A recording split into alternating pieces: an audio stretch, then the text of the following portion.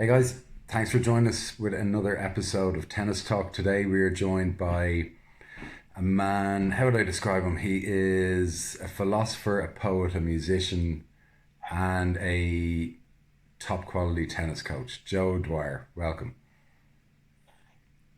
James, thanks very much. I thought you were calling me because when I first met you, you were a lawyer, and here you are now doing podcasts. That's a long way. I thought Well, you're going to be my lawyer for the rest of my life. yeah, Oh well, well. the podcast is just a temporary measure while my shop is closed. Um, Oh, but okay. yeah, I bagged the law career to open a tennis shop, and yeah, much happier actually. I have to say, I was thinking about that recently. Um, Yeah. yeah, Well, the feedback out there in Dublin and around Ireland and from the tennis rooms where you've been at and stringing, the feedback's been really, really positive from anybody I've been around. The tournaments, the big juniors tournaments, and the Irish Open, and for the yeah, juniors and yeah, seniors, and all over Ireland. Yeah, you've got a name for yourself now. yeah. No, I Yeah, quality appreciate that. work, top quality stringer. Yeah, Yeah, no, I appreciate. I yeah, It's nice to walk into work every day, and when you open the door, I love it from start to finish. So it's kind of cool. You're probably the same with coaching, I imagine. yeah. It's the same. But I remember my fondest memory of you was coming back this last Christmas at the National Indoors, and you were just stringing away. And it was clear you were really happy what you were doing. You were burning the midnight oil, and there was some late matches going on there, and you were still stringing Yeah, after midnight. So it was great to see you were happy. And the players just love being around your yeah, energy, and it makes a huge difference. When players are comfortable with a stringer, it's the first person that they go to when we go on site is we go see the stringer and become best friends with you guys. yeah, yeah. Yeah, and it No, helps you. It helps you. You're a storyteller yourself. mm, Great stuff. yeah, yeah. Yeah. I do get some of the tennis parents. They send me the odd text if they win a tournament or something. They'll text me, be like, "Oh, so and so won, the indoors or fits. It must be the strings." Kind of winding me up, but it is nice to be part of a player's team, because they obviously need the coach is the most important thing. Parents probably similarly as important. Trainer, dietitian, and the work. So it's nice to be part of some kids' journey through the whole thing. Yeah, a lot of the players that they'll only be they won't even like some of the top players over the years. Lendl would only use his own personal stringer. He'd have the Mm. rackets flown into him. He wouldn't let anybody touch his rackets at any of the Grand Slams or flown in especially. So you guys do a great job, Yeah, and you're getting texts like that from the touring pros in Ireland that I'm coaching, and the top juniors that are winning some national titles or losing in mm. finals, and they just love you. So Yeah, that's that's you're cool. in the right business when you're getting that kind of great That's good references. feedback. So congratulations. Yeah, I Cheers, use man. you too, by the way. Cheers. Thanks a lot. I You're like it. great. This podcast is about me so far. I'm enjoying it. Yeah, Do you string rackets or no? yeah. I string rackets. Yeah. Yeah, absolutely. Yeah, Do you have a yeah. I strung machine? a Do you have lot a of rackets in machine my back here day. in Dublin? Beg your pardon? Do you have a machine back here in Dublin? No, I'm going to get it. It's about 40 years old, and it's sitting in a Okay. storage unit in Atlanta, Georgia. So Right. I've made a decision recently to move back to Dublin full time. So I'm going to base out of Dublin full Great. time, and I'm really excited to be back in Dublin. Great. Really, really And happy to be home. who? I'm going to take a guess here. Would it be your goal to maybe foster a teenager to make it into the top ranks? Yeah, Yeah. that's my dream, and I have. It's going to take a team, so I've put together a team of. I'm working with an agency called Sport Endorse. They're Okay. a great company. They represent their agents for a lot of the rugby players, our international rugby players, and soccer players, and Olympians. And I'm on the tennis side. I've been hired in to look for investors to support and to find some fees to pay for the coaching for our players when they go abroad, and the expenses if they can't afford to play these professional tournaments. Okay. Yeah, That's so interesting. So like there you a have it. smaller uh, version of what's it? IMG are the main guys. IMG, yeah, they're big over in America, yeah, Mm. and then there's a couple of other, yep, Yeah, but this company, they're looking really to get behind the tennis. So I'm happy. I'm probably going to bring in a couple of other coaches who are going to come on board with me.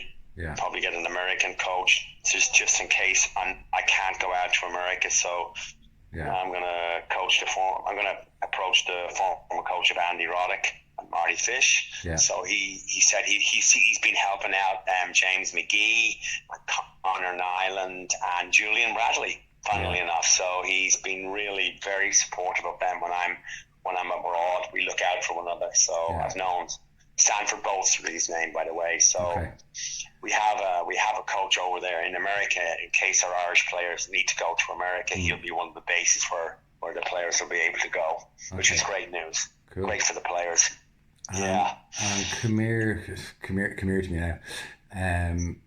Do you what do you reckon we're missing here? You know, because one of the few countries in the world. I often look at the world ranks for the men's and ladies, and it's such an international sport. But we're one of the few countries who don't have a pro in the slams. It's funny, you're right about that. It's so funny. Like, we've got superstars in every other sport: rugby, soccer, rowing, equestrian, you name the sport, cycling. Yeah. I believe really at the end of the day where we're really missing it is we're missing the funding to pay for the coaching for our players to go on the tour when they're 14 and 15. When they be 16, there's just no money available to pay for the coaches. Yeah. And there's no money there, and it's very difficult to try and find that. And a lot of the coaches, if you are an ATP tour coach or a WTA coach, you're only working at most. To get injured, that's unless you've got something in your contract, you've lost your ability to earn money. Yeah. So a lot of people will not give up to being a tennis director of some really nice clubs. They're certainly not going to give up their salaries and their lessons and the lifestyle to be a gypsy, because being on the road is a total gypsy. You're in a different town every week almost. If you're top 100, it's a different town, different city every week. And I don't know, I often think about the fact that we have all these massive global companies like Google, Facebook, etc. They're all based in Dublin, and I would have thought and like lots of big banks and whatever type of company, surely the sponsorship there available if Tennis Ireland or Leinster Tennis or individual coaches fight hard enough together. That's what I'm working with So Hard Sport Endorse to do is we're actively, and we're going to try and work with everybody, Tennis Ireland, the Leinster Council, everybody, and we're going to try and figure a way to try to get some money for these players to have the coaching when they are on the road, day in and day out, because that's what it takes. That's the one ingredient we've missed over the last 20 years. We have had nobody to travel. We haven't had the funds to pay for the coaching or the travel on the road, and that's the problem. That's the major problem. We've had the talent. We've had loads of talent. Yeah, we have the talent. We just don't have the money. I remember when we were kids, we used to travel around Europe playing tournaments, and now as you mentioned, it was definitely a different coach every time. Like, you might get lucky, your private coach might be the one taking you away, but but I also felt that when we traveled around Europe, we basically lost nearly every match before we stepped on the court because of what I now know to be a inferiority complex. Like, you come up against, I know I played Federer a couple of times and he was seeded, but like, you'd come up against anyone, and no matter where they're from in Europe, you're like, oh, you just get this gut feeling that they're better, and probably better than anyone, tennis is a sport that if you it's all about belief. If you don't believe, it's belief, and that's why in every sport, that's why if you look at Mike Tyson, it was his coach that made him the world professional boxing champion. Lowry, who just won the Ryder Cup, he got a new coach, and they change. Sometimes the changes are so subtle, but they create that belief. Even in the players like Ivan Lendl with Andy Murray made a huge difference for Andy Murray. That was the breakthrough. And it was probably two or three things. Let's maybe talk about that because I feel like all pros have lost to Djokovic, Nadal, Federer before they Yeah, walk out in court. But Murray, and he's definitely not as talented as those guys. He probably won't listen to this podcast, so I don't mind saying that. But I think he put in such amount of kind of hard work on and off the court that he built up the belief, to overcome that inferiority complex. I don't know what you think. yeah, yeah. For me, the journey with the Irish players has always been a fascinating one. Like Conor Nyland is a great example is a great success story in Irish tennis. It's a great success, and part of it attributed to for Conor. Obviously, his parents supported him, but he also had a coach with him every week out there on the tour that he was out there. He had somebody there in his corner, whether it was his dad, whether it was me, there was other coaches before me. He had a great guy, top 10 player, Wayne Ferreira, when he was at the University of Berkeley. Yeah. So he had a lot of help along the way. And, he tried, he trained. I remember doing 33 straight days with Conor Nyland on tour, and he was an animal out there. Yeah. He would literally, and people don't know the side of Conor Nyland, but I'm going to tell you that when Conor Nyland was on the road, he was a beast. He was up early, breakfast, practice with me on his individual stuff, then match play that was charted, then he would stretch, then he'd do some conditioning, and then bed every 6 days a week. He'd take 1 day off. I mean, he was an animal. He was proper professional, in fairness to him. Proper professional. Did you see, absolutely, you may have been living in the States. Yeah. You may have been living in the States at the time. Did you see his match against Mannarino in Wimbledon? No, I wasn't with him then. Gary was with him for that. Yeah. He was right there. It's funny. It was just a little bit unlucky. It's just one of those matches that you something just, it didn't quite, this went off the boil just a little bit. Like he'll say himself, maybe he should have taken a little bit more time, and I can probably see that because I know Conor maybe kind of rushed it a little bit, but it's that tiny little thing. It wasn't anything major. It was just something tiny, and it makes a huge difference. Yeah. But I've watched Conor, I've watched him play some great matches over the years. Worked him for about 3.5, nearly 4 years. Yeah. He's lived with me. We traveled together. It was a great journey, and the same with James McGee. Traveled with James. I was one of the coaches. James always had a team of coaches working with him. I was sometimes the primary coach, sometimes the secondary coach. Jeff Solson's team was with him at the US Open when he qualified in. So it really, the Irish players, the ones that have made it, have been fortunate enough to have had the coaching and help along the way, and the total support of their parents, and that's what it takes for the Irish players. And it's best for the parents to stay away. So I will have to say this about James McGee and Conor Nyland. The parents never told me how to coach their sons. Both sets of parents, they just let me get on with the job, and let's get on with the job. And they trusted that our relationship would get the results, and the results came. Yeah. Two completely different personalities, but it still doesn't matter. Their work ethic was extraordinary. People just did not see how hard they worked. They see the final product when they go to play Davis Cup matches, or they played the Futures in Ireland. But at that time, most of their careers were abroad, and you didn't have the live scoring, and you didn't have the way it is on the internet now. We can watch the matches at the challenger level. That was only recently. But I remember, these guys would fight. I remember Conor Nyland being match points down against Alex Bogolomov. He used to be top 50 in the world.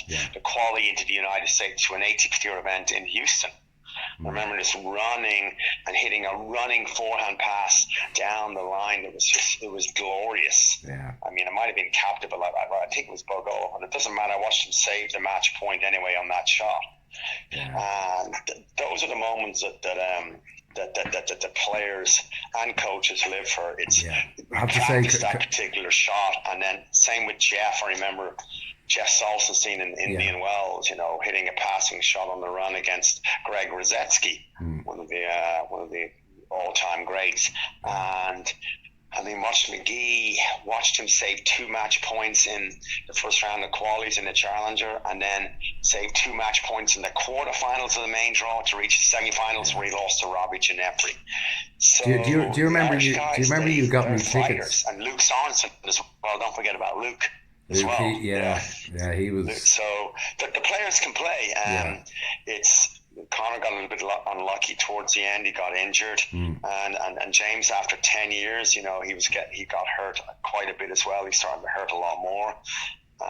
It's a pity. I think if McGee, that was it. I think the if guys McGee, they're phenomenal success stories. Yeah. I mean, they made it. Yeah. They absolutely made it. Yeah. So my goal is, and Conor said he'll help me out with some of the juniors that I have and some of the touring pros.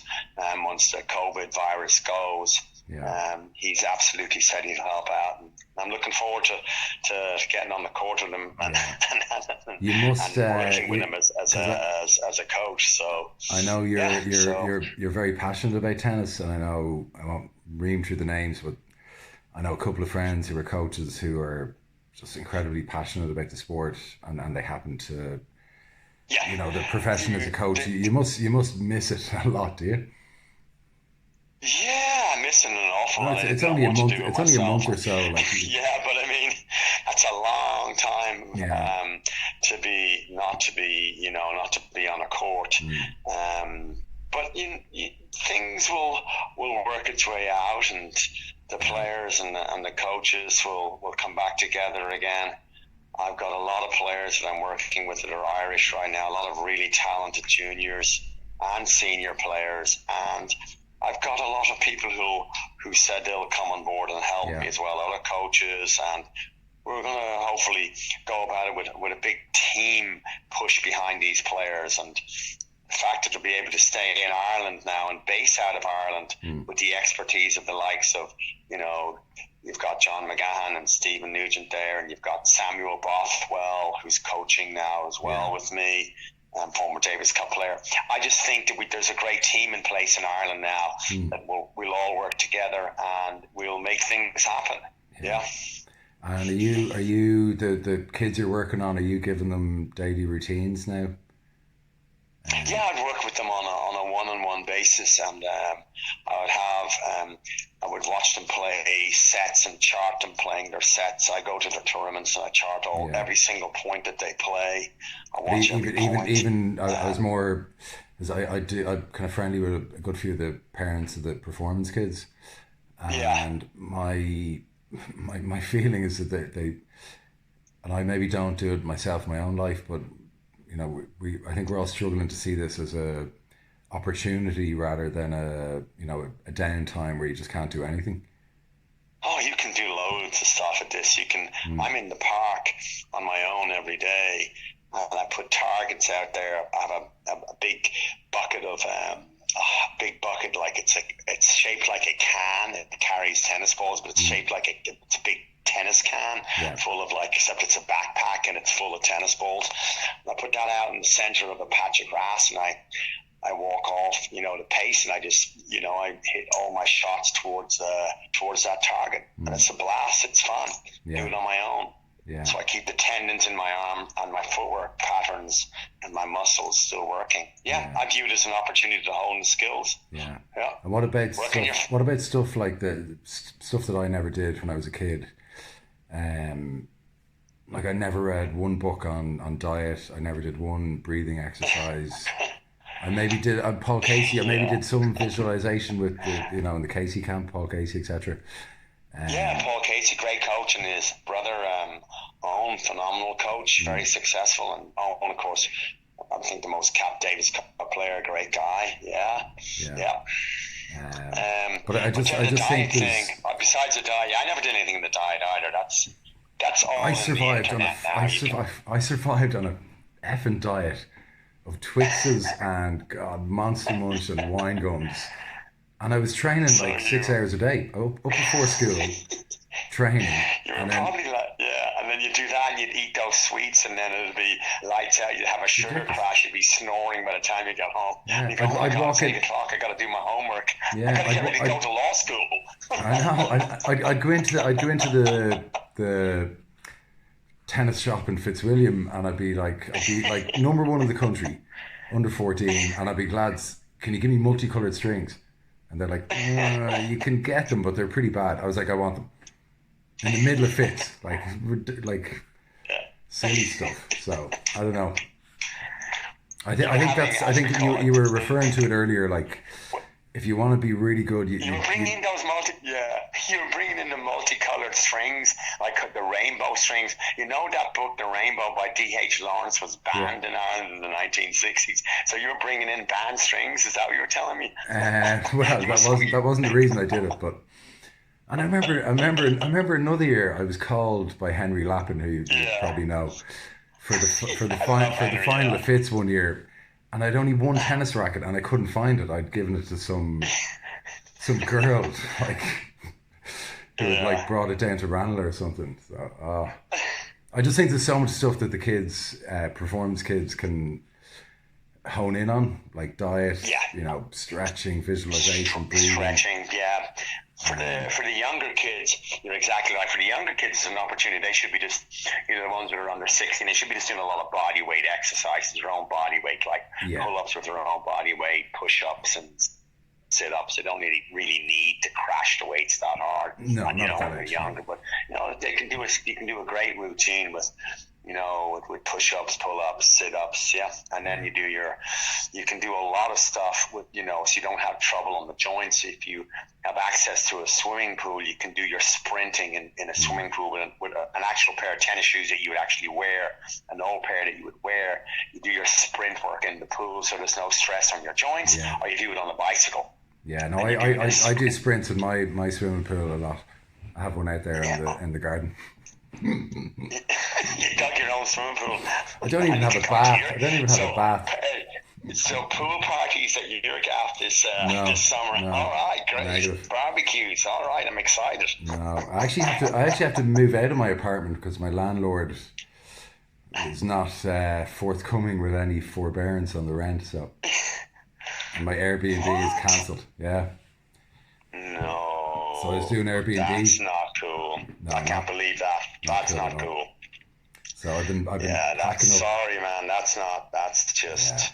No, fuck it. Very I've been packing up and cleaning all day. I think you might need to go to court on that one and use your law expertise. Could be a lawsuit there. Yeah. You have enough stress with the COVID. You could have a COVID lawsuit there. Maybe I'll just get out of here and go somewhere else. Okay. Let's stop waffling, and we're gonna do. Yeah. You ready for the quiz? The quiz? Yeah, actually, no. I'm gonna ask you one more thing before the quiz. Okay, promise you. Come here. One more question, and then we'll do the quiz. Who's going to be number one in the world in 3 years? Number one in the world in 3 years will be Dominique Thiem. Okay, I'm going to make a note of that.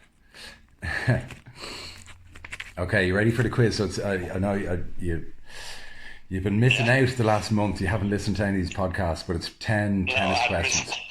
Oh, great! I hope I don't flunk this. There is some tough ones, I have to say. So there's two. Dan O'Neill is on 8, and there's a little 10-year-old kid, Billy Brennan. He's on 8 as well. So all right. Now I had the quiz reversed on me one night. Alan Beatty, Alan Beatty, coaching Clontarf. He took me by surprise and asked me 10 questions. So I'm on 2. So just beat 2, and then you're not in bottom place. Okay, so here we go.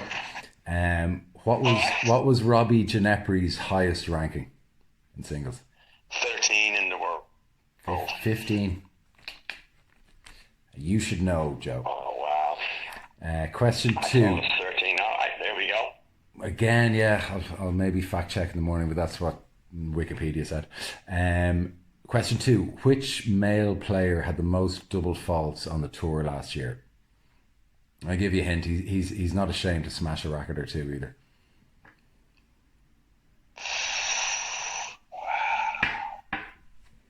It's a tough one.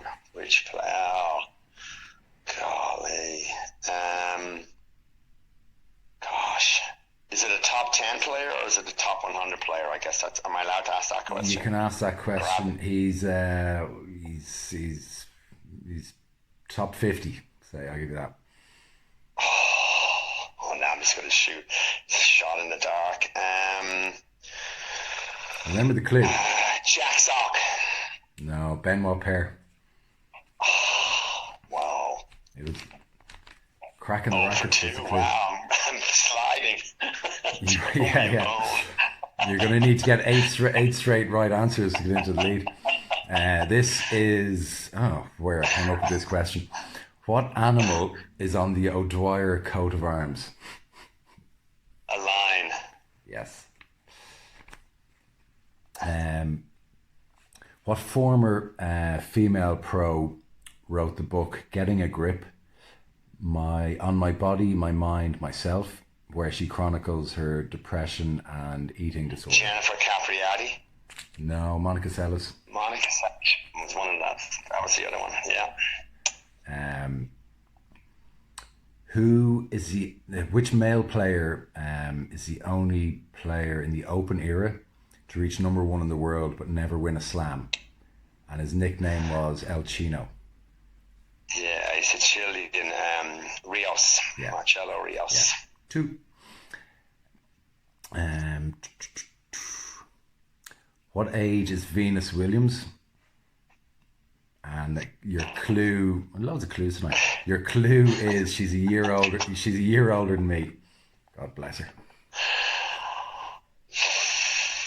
Wow, 35. What? You think I'm 34? No, she's 39. Come on, Joe. Oh, wow. Okay, you're only on 2. I'd love it if you were last place with me. Okay, this should be easy. What player is quoted as saying, "I'm only superstitious on a tennis court"? Oh, it's a couple of them are madly superstitious. Kenneth Carlson. Don't even know who he is. Nadal. Okay. Okay, I'm excited. How What question am I on, by the way? oh, you're only on 2. You're only on 2 right. But this is good. This is competition. This is competition for last place. I'm liking it. How much is Roger Federer worth? 250, 350, or $450 million?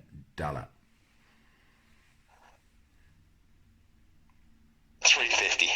450. Jeez. I'm second guessing myself on all these. Okay. I mean, the answer. I'm always playing with the 2 answers in my head. But anyway, it's funny. Okay, you got to get this. Which former American pro had to choose? Well, didn't have to choose. Chose between a career as a baseballer or a tennis player. And the clue is his backhand is a bit of a giveaway. Jim Courier. Yeah, you're on 3. Come on. Okay, oh, this is a funny question. In 2009, which tennis player was banned by the ITF for testing positive for cocaine, only to have the ban reversed because he claimed he was kissed by a girl in a nightclub? Well, this one I will absolutely get. Gasquet. How did he get away with that? Like, I have no idea. Well, a lot of them tested positive for that. Villander did it to French, and so did. Yeah. What was it? Yeah, who was the other girl? There was a girl. Hingis tested positive. Did she? People, yeah. I hope so. Where Tennis Talks is going to be sued. For all my millions I haven't banked. Those are tests of public knowledge now. You're all right. You're safe. Yeah. Yeah, you're not saying. I'm not saying anything on your show. Yeah. Okay, let's wrap her up. We're rambling on. Joe, thanks a mil for coming on. Hello. And let's keep in touch and work together on tennis stuff in general. Hey. Yes. Okay, we're gone.